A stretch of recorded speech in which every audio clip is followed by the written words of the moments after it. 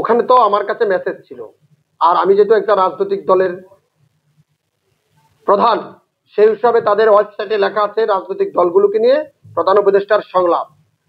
প্রধান উপদেষ্টার ওখানে কি লেখা আছে যাদের যাদের ইনভাইট করছেন তারা আসবেন, বাকিরা কিন্তু আসবেন না?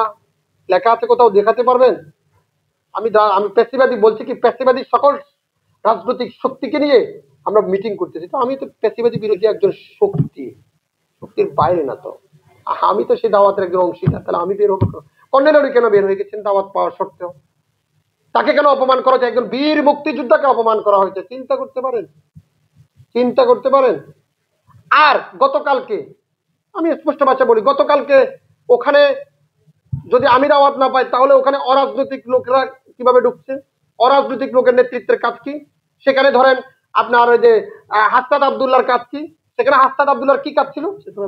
সে তো রাজনৈতিক দলের এখনো সামনে, সে সমন্বয়কারী, দেশের নেতৃত্ব দিচ্ছে, দেশের মানুষকে উজ্জীবিত করছে, দেশের জন্য লড়াই করছে, সেটার জন্য ওয়েলকাম।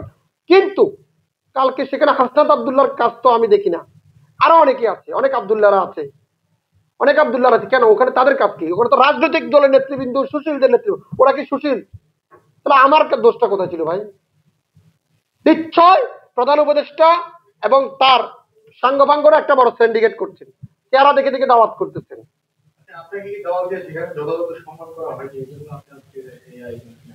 আরে ভাই, সম্মান তো কর্নেল আলী সাহেব করা হয় নাই, আমাকে তো দূরের কথা করা হয় না। আর এখানে সম্মান করা না করা ফ্যাক্টর না, ফ্যাক্টর হচ্ছে অধিকার, ফ্যাক্টর হচ্ছে গণতন্ত্র, ফ্যাক্টর হচ্ছে নিজের অধিকার আদায় করতে হবে।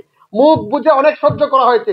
ত্যাগী রাজনৈতিক দলগুলো এবং ত্যাগী রাজনীতিবিদেরা সবসময় মুখ বন্ধ করে থাকে লজ্জা এবং শর্মে। আপনি যেটা বললেন যে আপনি ছাড়া একাধিক দলেরকে গুরুত্ব দিচ্ছেন, মূল্যায়ন করাচ্ছেন, এবং কয়টা দল থাকে?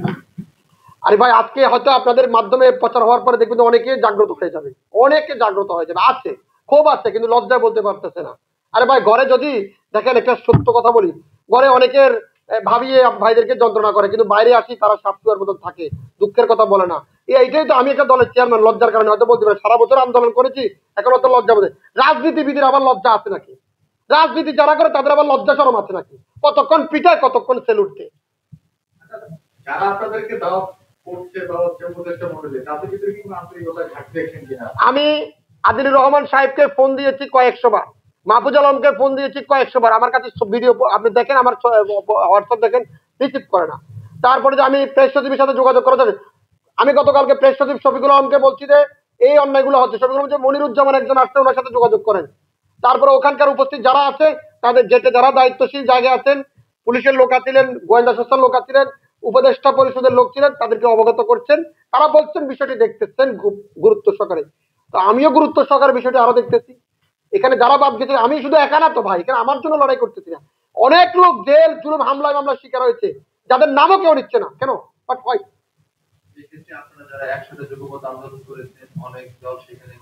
আর ভাই, অনেক দল যায় নাই, এখানে কয়টা দল রাজপথে আন্দোলন করে ওখানে গেছে, শুধু পেজ দেখে দেখে নাম লিস্ট করেছে।